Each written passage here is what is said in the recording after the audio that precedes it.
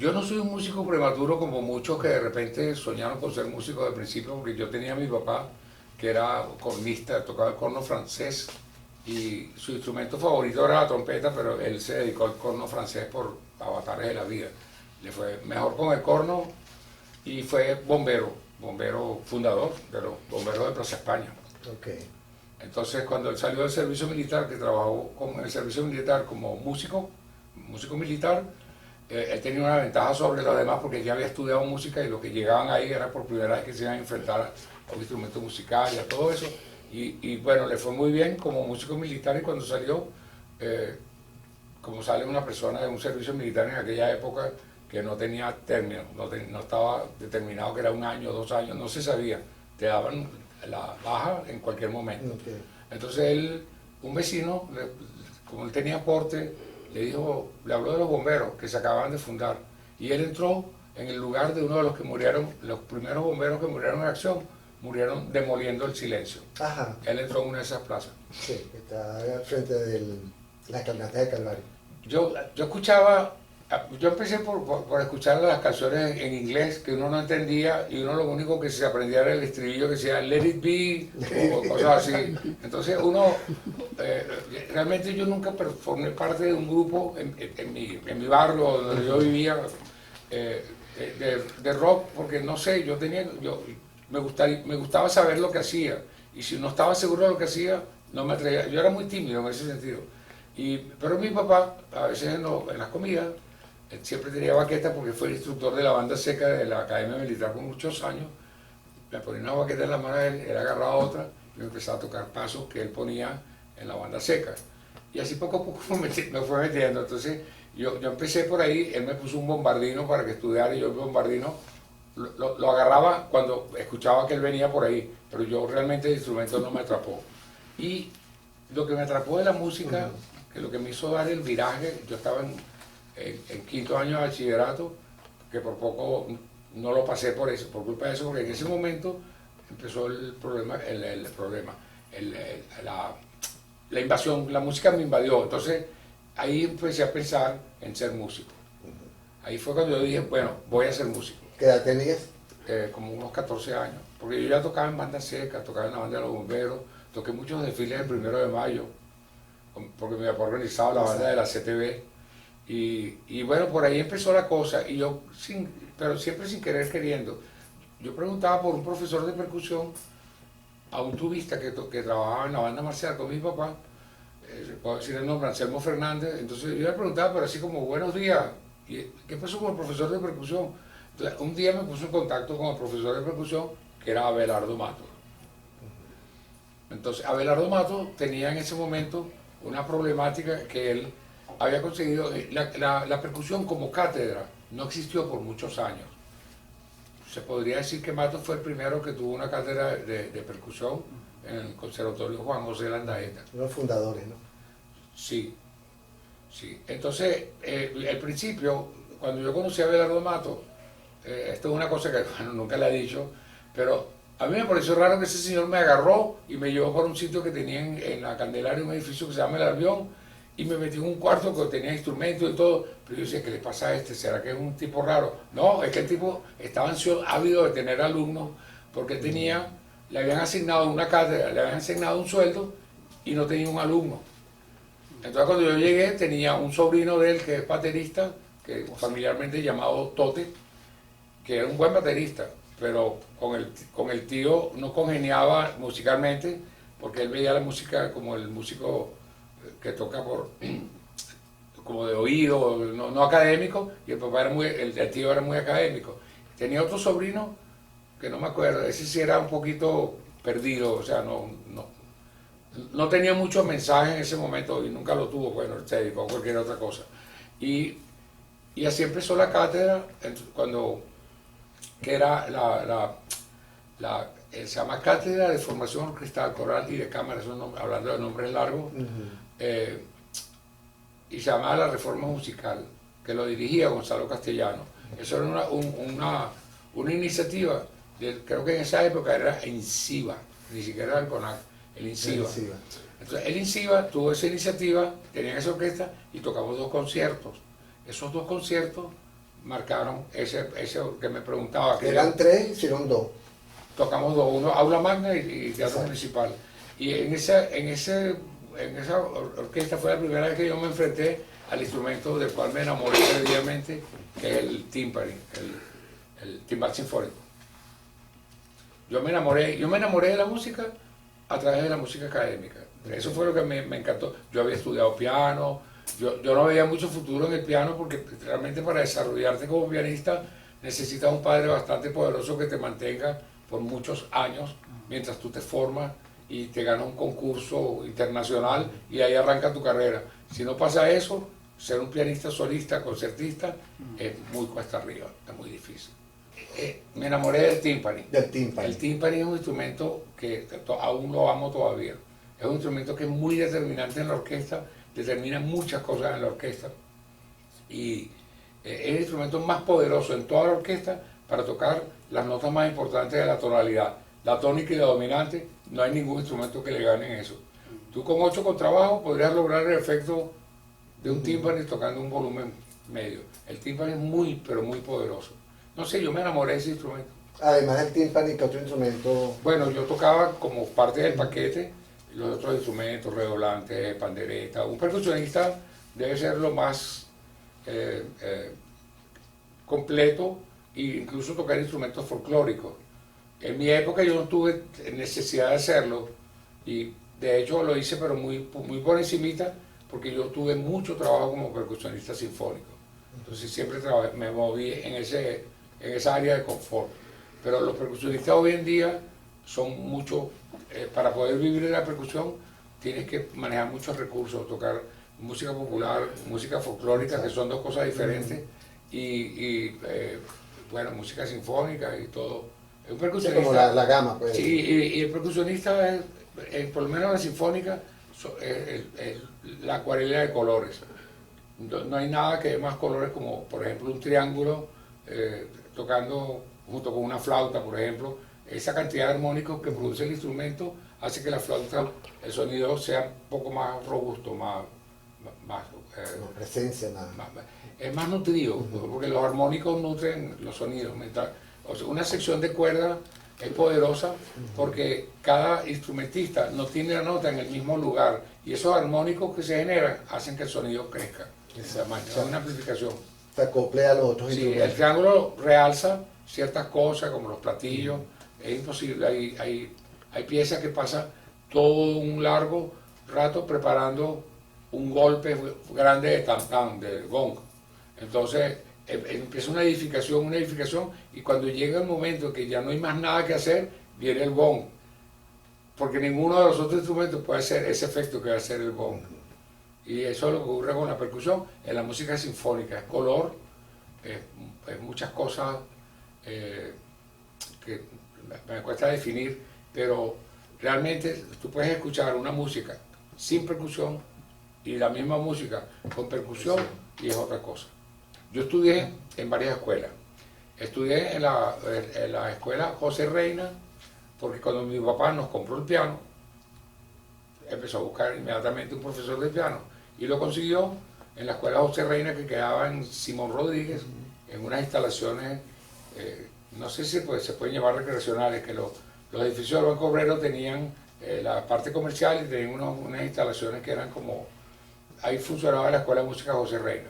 Ahí fue donde conseguí el grupo de piano, pero estudié en la Juan José Landaeta, básicamente en esas dos. Estudié en otros sitios. ¿Tus maestros? Atilio Ferraro en piano, en percusión Abelardo Mato.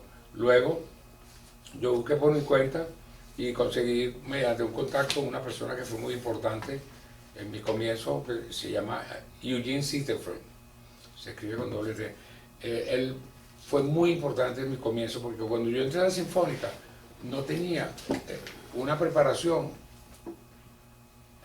completa. La práctica orquestal tenía muchas cosas y él me enseñó mucho, me enseñó a escuchar música, me enseñó cómo resolver ciertos problemas y él me ayudó mucho. Y nunca quiso ser mi profesor, me dijo, yo a ti no te doy clase, venga a mi casa, nos tomamos una cerveza, hablamos y yo aprendí mucho sentado con él, escuchando música y él me daba muchos trucos. Sí, de otra manera se aprende. Por ejemplo, un truco, bueno, no sé si lo puedes escribir, un truco que nadie te lo va a dar en ninguna escuela de música, me dice, mira, cuando vayas a tocar, tigre, un trabajo extra. Entonces, lo importante es que tú sepas qué es lo que no puede fallar en ese trabajo. Un poder de selección. Entonces tú ibas a tocar, lo que no podía fallar, eso no debía fallar. Lo demás lo podías ir resolviendo poco a poco. Pero hay cosas en cualquier trabajo que no pueden fallar. Por ejemplo, si tú estás tocando una ópera y estás encargado de hacer el efecto del bombo, del cañón, perdón, con un bombo detrás del escenario, ese bombo no puede fallar. Porque después de que suena el bombo, la cantante dice, el cañón es del Porto. Si no suena el bombo, ¿qué dice? Exacto. No ha sonado el cañón del Porto. No se ha ocurrido, ¿no? Sí, eso es accidente horrible. Hay un amigo... Que se le saca la baqueta a alguien o fuera de tiempo. Hay un cuento de un violista Un platillo que huele. Ah, sí, a mí se me cayó uno en París. Bueno, échame ese cuento. Échame ese cuento. Los platillos tienen un nudo que es como así, ¿no? Pero ese nudo no se aprieta. No se aprieta, eso se deja flojito porque eso hace que impide que la cuerdita con la que tiene el plato, el nudo pase por el huequito del platillo. Fue culpa mía. Fue la gira a Europa de la Sinfónica, fue en los 80, 82, 81, no recuerdo. En el Teatro de París. Yo llegué confiado, puse mi platillo, no chequeé el nudo y había un percusionista que había llegado a última hora para la gira que tenía ciertos hábitos que no eran muy convenientes y apretaba mucho las tuercas, todo lo que había que apretar lo apretaba mucho y ese nudo lo apretó mucho. Entonces cuando yo estaba tocando, el nudo pasó por el huequito del platillo y lo atajé. O sea, se me cayó, no fue un escándalo, no se paró el concierto, pero lo atajé. Claro, hubo un ruidito cuando tropezó, porque yo estaba tocando frente a un xilófono, tropezó y lo agarré enseguida. Pero sí, se me cayó en el Teatro de la Ópera de París. Nada más y nada menos. Un platillo. No fue una tragedia, porque de verdad que lo resolví. Sí. Pero eso no debió pasar porque yo debí haber chequeado el nudo. Yo ya tenía rato en la música, porque realmente uno no explota, uno no... es como una flor, no sale... Puede salir durante la noche, pero la salida es despacio. Entonces tú al día siguiente, ¡uy, qué bella flor! Pero la flor ya viene saliendo. Así es el desarrollo en música. Entonces yo tenía los desfiles con mi papá, y yo escuchaba si era rockero, y me perdí toda esa época dorada de la salsa, porque esa era música de mono. Eso es de barrio, ¿no? Entonces, tú sabes, ese tipo de prejuicios que uno tenía de joven, ¿no? Entonces yo escuchaba era los Rolling Stones, no entendía ni papa. Exacto, Pero los escuchaba Beatles. Stephen Wolf, los Beatles. Cuando escuché a Aretha Franklin por primera vez, wow, qué tipo. Y así me metí por ese lado. Había un programa en Radio Nacional que se llamaba Mediodía Soul. No me acuerdo quién lo dirigía, no me acuerdo, con algunos nombres. Entonces yo escuchaba ese programa. Clemente Vargas Jr., esa gente. Exacto, yo escuchaba religiosamente mis temas, pues. Había muchos grupos que pegaban una canción y más nunca. Sí, había uno que se llamaba Los Suecos Azules. Yo no vi, solamente conocí una canción de ellos y cosas así. Entonces yo estaba por ese lado.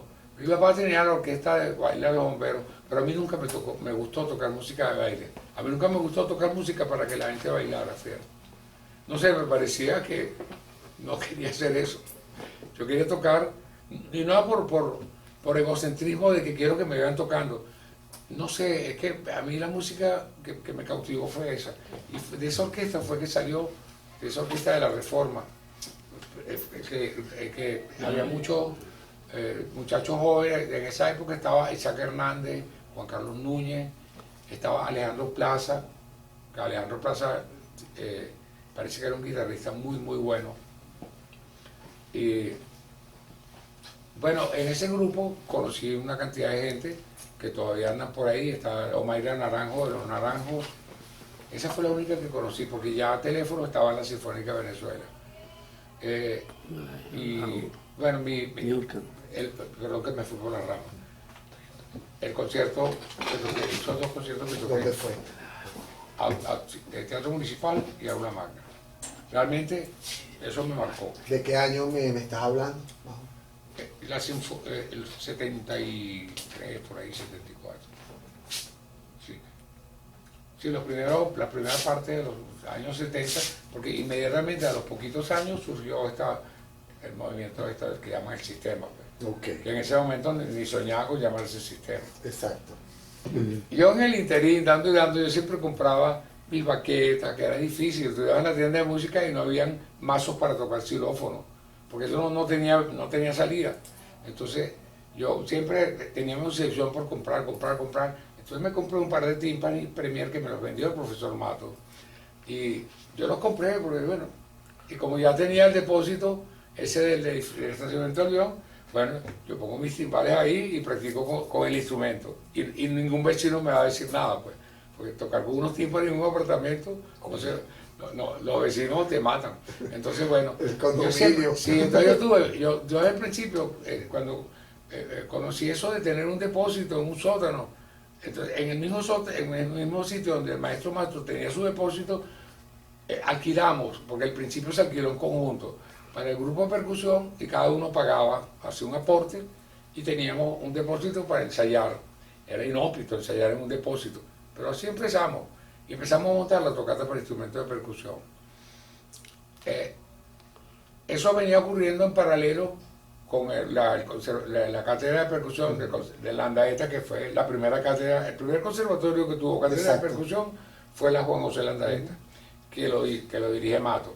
Llegó un momento en que Mato se convirtió en un top trending, y entonces él tenía cátedra de la Juan José Landaeta y de la Nolasco Colón, y creo que daba clases en la UAR. Él se convirtió en una especie de estrella, porque él fue, como decir, una especie de pionero en eso de la percusión, y a él le dieron las primeras cátedras. Exacto. Y había una resistencia al sistema educativo de los conservatorios de música. Vicente Miloso Él consideraba que la percusión no se estudiaba. Exacto, que eso no se estudiaba. De hecho, la Sinfónica tuvo una ilustre sección de percusión donde nadie era percusionista. Estaba Antonio Lauro, no sé si Inocente Carreño tocaría en esa sección, pero estaba Leopoldo Vilis, yo sé que estuvo Antonio Lauro, Gonzalo Castellano creo que tocó percusión en esa sección. Era una sección ilustre, eran compositores, eran unos tíos con una formación, pero ninguno era percusionista. Yo llegué, ¿cómo entro yo a la juvenil, esta nueva juvenil nueva? Yo ya tenía un virus ahí en la cabeza, yo quería volver a tocar en un teatro con una orquesta. Había tocado solamente 2 veces y me había quedado, no sé, hipnotizado con eso. Y me entero en el Conservatorio de Juan José Landaeta que había una orquesta que estaba ensayando en el Don Bosco. Hay una orquesta, entonces yo tenía mi compinche de percusión era Simón Álvarez. Entonces, con Simón Álvarez, que también es fundador. Entonces, con Simón Álvarez nos presentamos en el ensayo en el Don Bosco, yo llego con mi par de timbales, los pongo ahí. Cuando José Antonio llegue, volteé así un par de timbales que no sabía, y ni me conocía a mí. El timpanista era Edgar Saume. Yo no era timpanista, Edgar Saume no tenía timbales. Yo esto no lo sabía, porque eso era grado 33. Esa era una cosa que no le diga a nadie, para que no nos quiten el tigre. Bueno, entonces yo llego con mis timbales, los pongo. Entonces José Antonio, cuando vio los timbales, ensayó la Aleluya de Händel. Yo toqué mi broma porque yo estaba estudiando, pues yo no era un improvisado. Y Simón era mi compinche, entonces estábamos Simón y yo, íbamos para ahí, yo llevaba mis timbales, llevaba un redoblante, y esos eran los primeros instrumentos que tenía.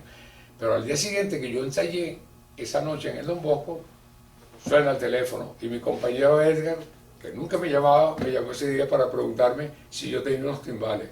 Entonces, sí, yo tengo unos timbales. Entonces me preguntó seguidamente, ¿yo puedo tocar en tus timbales? Y yo, ¿cómo no vas a poder tocar? Los timbales escalera. Y él era el timpanista. O sea, quedamos los dos timpanistas, pero yo fui coleado, yo me coleé. Pero yo el anhelo que tenía era de tocar. Yo lo que quería era tocar, volver a tocar, volver a seguir eso que había comenzado. Exacto.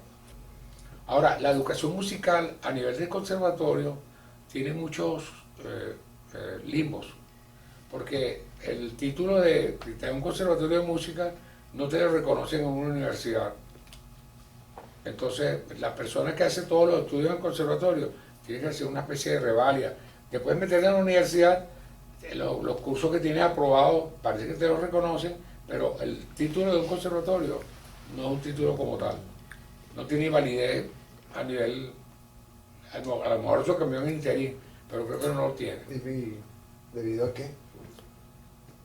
Bueno, yo amargamente se lo atribuía a que el maestro Sojo no consideraba que la profesión Que fuera, no le- que eso no- el que no tocaba había que percusión no estudiar. era músico. Exacto, que eso no había que estudiar. Sí, que no había que estudiar. Y de ahí dice que la gente se agarró de ese comentario. Yo creo que nunca se hizo un trabajo a nivel curricular, porque ahorita hay muchos diplomados, pero que no tocan con buen nivel. Entonces, ahorita estoy pasando por un caso así, porque estoy dando clases en el sistema, en el núcleo de Chapellín. Yo me metí en Chapellín porque yo no quería estar rozando con muchas cosas que pasan ahorita. Entonces, bueno, le enseño a los niños, les doy mi experiencia, cómo tocar, los enseño a amar la música, que eso es lo que mi finalidad primordial es. El músico que ama la música, tarde o temprano, va a ser un buen músico. Exacto. Porque puede que tenga problemas técnicos para tocar, pero los va a resolver con la motivación de hacer mejor música. Entonces uno empieza, sí, entonces, ahora si un músico no le da igual tocar bien que tocar mal, y están, eso como échamelo aquí, toco, no importa que toque mal, no me interesa, págame, me voy. Hay muchos músicos así. Entonces yo trato en los niños de que a ellos les interese la música, e incluso cuando se ponen muy fastidiosos, yo les digo, mira, si no quieres estar aquí, no estás aquí. Cuando quieras hacer música, estás aquí. Porque hay que amarla, la música hay que amarla, yo creo. Soy idealista, pero sí hay que amarla. Mis primeros tigres eran los tigres de banda. Era tocar, qué sé yo, las procesiones de Semana Santa, Chacao toqué muchas veces, eran maratónicas.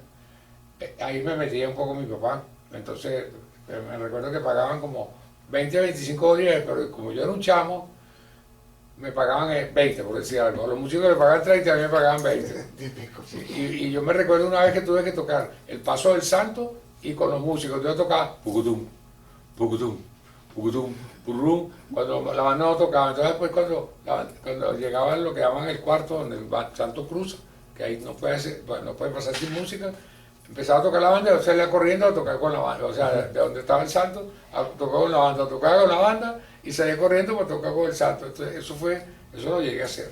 Esos fueron mis primeros tigres, procesiones.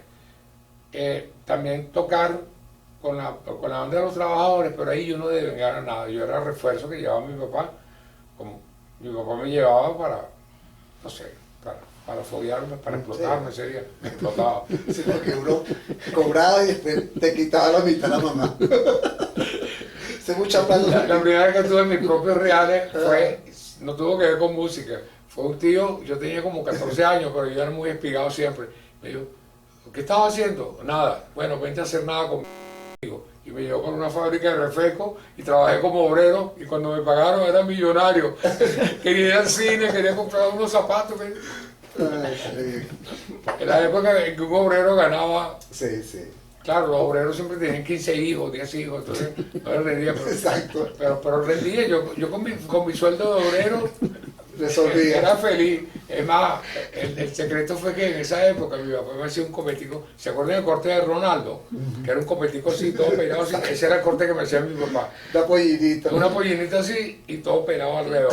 Entonces yo decía, no, yo quiero salir en la foto, que el corte francés, Ajá. que era la carrera por aquí. Y yo, no, yo me voy a hacer eso. Entonces, cuando pedí mis reales por primera vez, lo primero que hice fue corte francés. Entonces mi papá me dijo, ay, ¿tú cómo que te cambiaste de equipo? No, papá, ese es el corte que está de moda. Exacto. No, porque los hombres se peinan así. Mi papá era un tipo muy machista.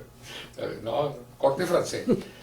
Bueno, mis primeros reales fueron ese trabajo como obrero, pero como músico fue procesiones y fiestas patronales, porque a veces no eran procesiones de fúnebres, marchas fúnebres, sino a veces se tocaban fiestas patronales, tocaba que si merengue, Carmen la que tocaba 16 años, y lo que tú tienes que, para adelante, racu, chacu, y tocas tu broma, y bueno, así empecé.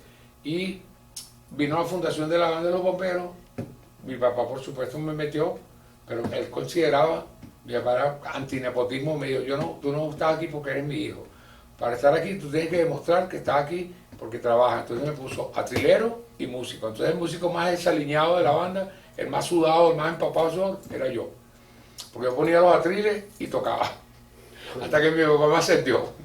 Claro, Cuando vio que otros músicos ya me tomaban en serio, me llamaban para tocar tigre. Bueno, yo creo que ya puedes cobrar. te faltará llevar café. Sí, sí, no, pero mi papá lo hacía por vergüenza. Él decía, yo no quiero que digan que tú estás aquí porque eres hijo mío. Claro. Tú tienes que demostrar que estás trabajando, que estás bueno. Yo no lo veía mal, pues. Además, eso es una cosa que es bueno inculcar a los hijos el valor del trabajo. De ahí salieron los shows. Yo toqué con Isabel Pantoja, con Rocío Dúrcal y Richard Clayderman, Ray Conniff, porque yo era la primera llamada. Cuando hace falta un percusionista sinfónico, me llamaban a mí, pero eso era por una relación. La gente decía que era mafiosa, yo no era mafioso, pero mi nombre mío estaba primero en la lista, el primero que llamaban era a mí. Estás en el top. No, y que yo siempre me preocupé por tener mis instrumentos. Yo tenía un par de tímpanis, yo tengo 7 tímpanis, tengo 5 tímpanis que los tengo en la municipal, porque no puedo tener en otro lado, y tengo 2 tímpanis que las patas son telescópicas, con eso yo grabé. Bueno, ¿Cuánto vale un tímpano? no tengo idea ahorita, pero es un instrumento. Los que yo tengo no son de los más caros. Los tímpanis buenos, no sé, $12,000 cada tambor. No, son caros. ¿Cuántos son? El tímpani básico son 2, agudo y grave, que tónica y dominante o viceversa, porque se puede invertir. Tú puedes poner la tónica aquí, la dominante aquí, la tónica aquí, la dominante aquí.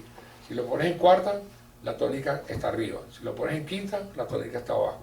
Eso porque las cuarta y quinta cuando se invierten, dan el otro, o sea, la cuarta se convierte en quinta, la quinta en cuarta. Ese es el tímpani básico.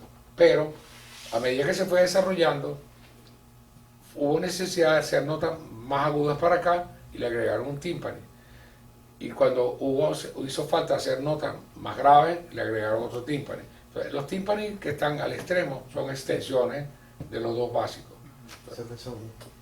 Sí, entonces cuando tú tienes, por ejemplo, yo toco una sinfonía de Mahler y tú no tienes que poner en orden como el piano, o sea, de más agudo a más grave. Yo, por lo menos en la sinfonía de Mahler, yo tuve que poner 2 notas aquí que eran las cercanas, porque tenía que tocar un pasaje muy rápido y no podía tocar con un tímpani en el medio. Entonces es una estrategia, una logística. El tímpani es como el arpa clásica. Un arpista no puede llegar a leer así como, qué sé yo, vamos a ver un arpista criollo que leyera, en el caso, porque la mayoría creo que no lee, pero toca mucho. Si tú puedes tocar con la misma arpa, lo que sea. El arpa tiene pedales abajo para cambiar las notas, el tímpani es lo mismo. Se golpea, se raspa. Ok, hay muchas maneras de clasificarlo. La primera gran clasificación es sonido determinado, sonido indeterminado.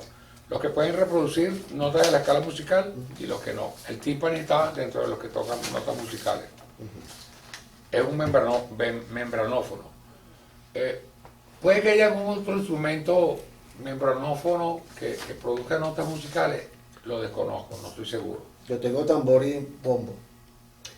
Esos son sonidos indeterminados, Exacto. membranófonos. Exacto. Sí.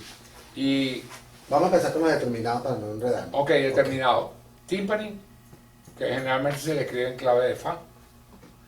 Y luego viene una serie de, hay gongs afinados, pero vamos a poner los más comunes. Los más comunes son, los españoles le dicen lira, pero no porque tenga nada que ver con la lira romana, sino porque en los desfiles, ese instrumento que parece una lira, que tiene barra de metal, es lo que llaman ellos lira, para referirse a un instrumento que en alemán se llama Glockenspiel, y en inglés se llama orchestra bells, son bells.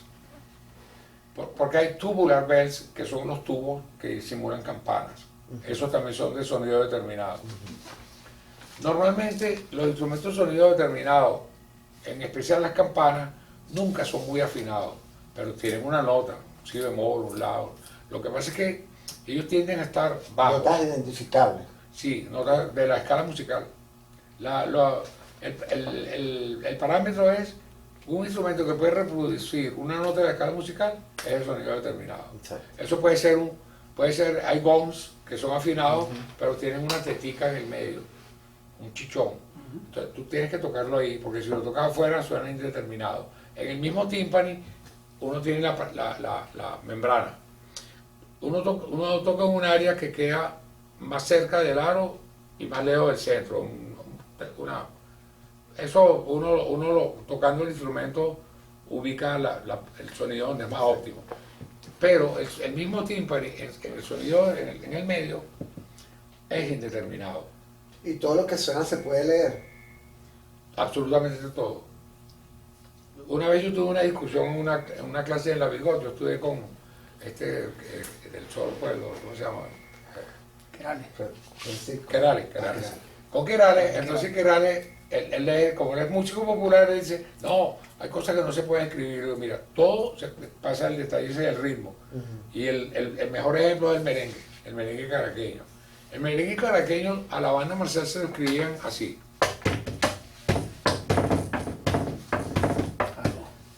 Sí, era un tresillo y 2 corcheas. ¿Qué pasa? Un tresillo y 2 corcheas no suena a merengue. Entonces, los músicos ahora, hay mucha intelectualidad, dicen, no, el merengue es en 5, sería. Pero este no es parejo, y la gente no tiene unos pies más cortos que el otro. Entonces, se debería tener un término medio que sería esta de pareja. Pero la diferencia para escribirlo en un papel es la polémica. Es más, Jerry Wade, el maestro Jerry Wade, él quiso escribir un merengue, como a él siempre lo fregaron porque como él es austríaco y no sé qué más, que no siente, que no tiene feeling, entonces él decía, bueno, escribió su merengue, lo escribió en 5 y en 6. Entonces un compás en 5 y otro en 6. Entonces es una sutileza muy pequeña, pero es muy difícil de escribir.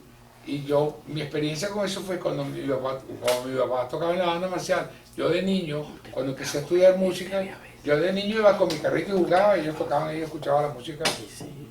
Yo escuchaba la música como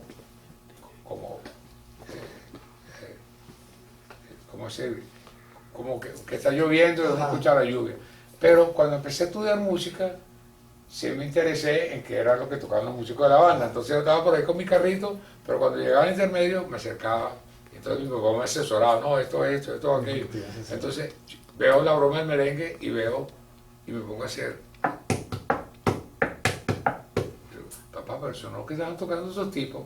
No, porque eso es lo que está escrito en el pentagrama, pero que dice arriba, merengue, y el merengue.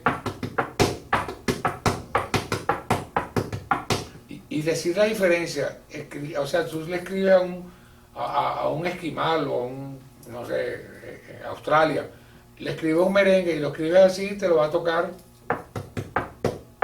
Entonces, bueno, ¿qué pasa allí? Si lo escribes en 5 va a sonar. Sí, suena más parecido al merengue que el otro, pero el merengue no es eso tampoco. Ni tampoco es en 6, porque sería.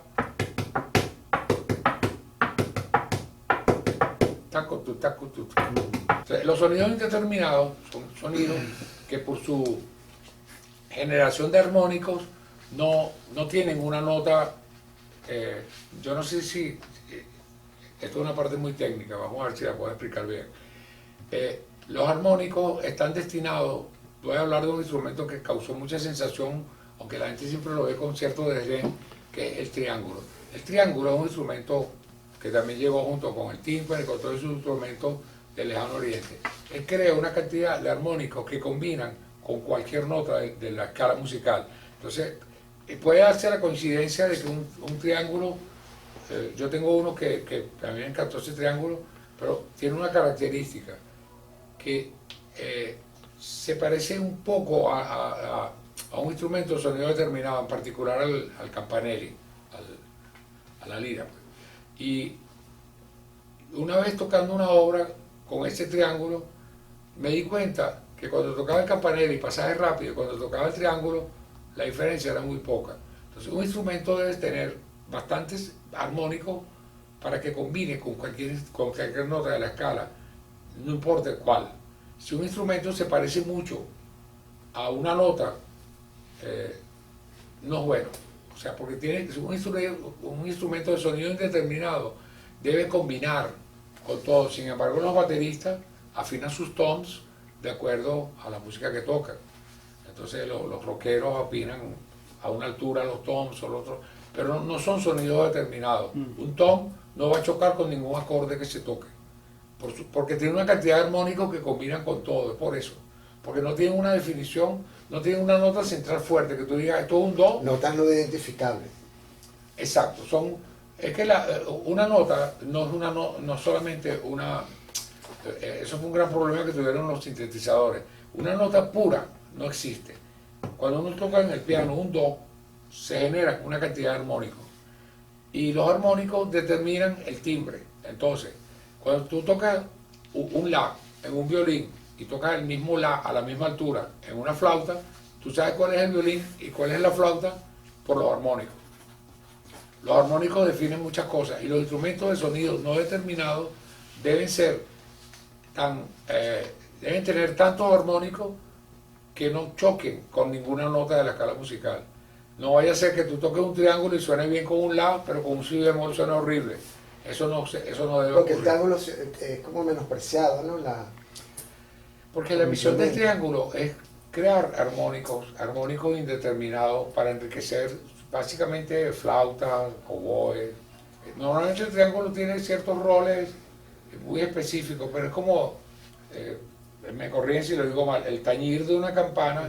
La campana genera, si hay un silencio en la noche y suena una campana, una sola nota, va a generar un espectro sonoro muy peculiar. Así la campana esté afinada, esté cerca de una nota. Siniestro, sí, sí, una campana crea una atmósfera, que es lo que hace, lo que pasa con la música del Lejano Oriente, que ellos se desarrollaron hacia el lado tímbrico, rítmico y todo, mientras que en Europa se desarrolló la melodía, el canto acompañado, la polifonía.